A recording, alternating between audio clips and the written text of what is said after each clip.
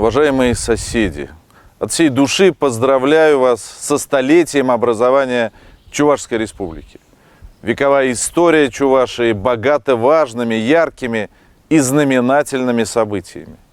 Огромное уважение вызывает то, как чуваши чтут традиции и историю своей земли. Все, кто хоть раз бывал в республике, с восторгом рассказывают о красочных национальных праздниках и обрядах, мелодичных песнях и былинных богатырях. А еще удивительной природе Чувашии, красоте храмов и старинных усадеб, величавом течении нашей великой красавицы реки Волги.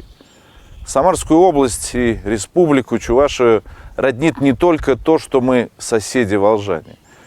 Оба региона славятся своими самыми вкусными конфетами и традициями производства хмельного напитка.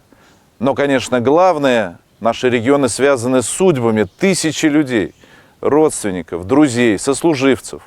Эти связи, как тысячи невидимых нитей, объединяют нас, создают надежную основу для укрепления культурных и деловых связей.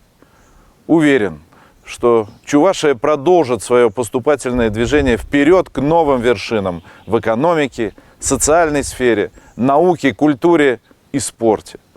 От всей души желаю всем вам, дорогие жители Республики Чувашия, дорогие соседи, здоровья, благополучия, стабильности и процветания родной земли.